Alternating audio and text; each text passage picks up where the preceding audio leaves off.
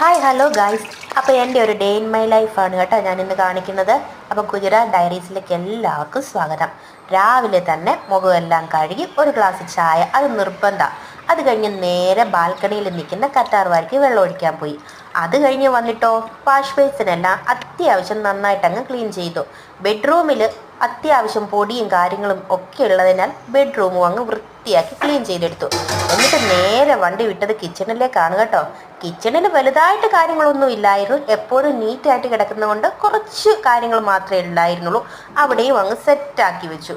എന്നിട്ട് ഞാൻ നേരെ ഫ്രിഡ്ജിലേക്ക് കൈവച്ചു. ഫ്രിഡ്ജിൽ അത്യാവശ്യം സാധനങ്ങൾ വെക്കുന്നതുകൊണ്ട് ഫ്രിഡ്ജും എനിക്ക് നല്ലവണ്ണം ക്ലീൻ ആയിരിക്കുകയായിരുന്നു കേട്ടോ. എന്നാലും എൻ്റെ ഒരു മനസ്സമാധാനത്തിന് വേണ്ടി ഫ്രിഡ്ജ് ഞാൻ അത്യാവശ്യം അടുക്കും ചിട്ടയായിട്ടൊക്കെ ക്ലീൻ ചെയ്തെടുത്തു.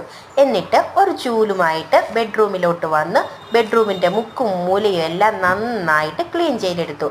ബക്കറ്റിൽ വെള്ളവും മോപ്പും ലോഷനും എല്ലാം സെറ്റാക്കി നേരെ വന്ന് ഫ്ലോറെല്ലാം വൃത്തിയായിട്ട് നന്നായിട്ട് തുടച്ച് മാറ്റി അങ്ങെടുത്തു. അപ്പോഴാണ് ഞാൻ ഓർത്തത്, നമ്മുടെ ആട്ടപ്പൊടി ഇട്ട് വെച്ചില്ല.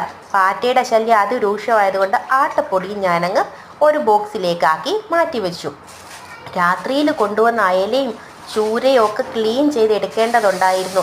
എങ്കിൽ മാത്രമേ വേസ്റ്റ് അങ്കിളിൻ്റെ വേസ്റ്റ് കൊടുത്തു വിടാൻ പറ്റത്തുള്ളൂ. അത് കഴിഞ്ഞ് വന്നപ്പോൾ ഒരു ചായ കുടിക്കാനായിട്ട് ഭയങ്കര ക്ഷീണം തോന്നി.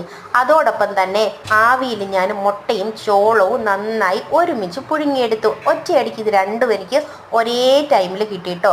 അപ്പോൾ തന്നെ ഒന്നും നോക്കിയില്ല, ഇത് മൂന്നും, അതായത് ചായയും ഈ ചോളം പുഴുങ്ങിയതും എല്ലാം കൂടെ ചേർത്ത് ഒരു പിടി അങ്ങ് പിടിച്ചു കേട്ടോ. അതിൻ്റെ ഒരു സന്തോഷത്തിൽ പതുക്കെ ബാത്റൂമിൽ കയറി കിടന്നിരുന്ന കുറച്ച് തുണികളൊക്കെ എടുത്ത് അലക്കി അതും അങ്ങ് സെറ്റാക്കി വിരിച്ചു മാറ്റി. എന്നിട്ട് ഞാൻ നേരെ പോയത് ഒന്ന് കുളിച്ച് ഫ്രഷ് ആകാനാണ് കേട്ടോ. കുളി കഴിഞ്ഞെങ്കിൽ നമുക്ക് അത്യാവശ്യം നമ്മുടെ കാര്യങ്ങളൊക്കെ ഒന്ന് സെറ്റാവും. ഞാൻ എനിക്ക് വേണ്ടി 10 മിനിറ്റ് മാറ്റി വെക്കാനൊന്നും മറന്നില്ല. എനിക്ക് ഒരുങ്ങാനും എൻ്റെ മുടി ചീകാനും ഒക്കെ ആയിട്ട് ഞാനൊരു 10 മിനിറ്റ് എടുത്തു.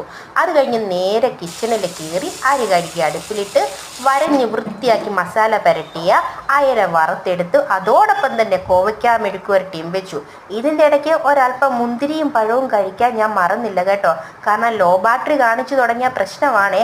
അതുകൊണ്ട് തന്നെ അതും അകത്താക്കിയതിന് ശേഷം ഫ്രിഡ്ജിലിരുന്ന തൈരെടുത്ത് അടിപൊളി ഒരു മോരങ്ങ് കാച്ചി.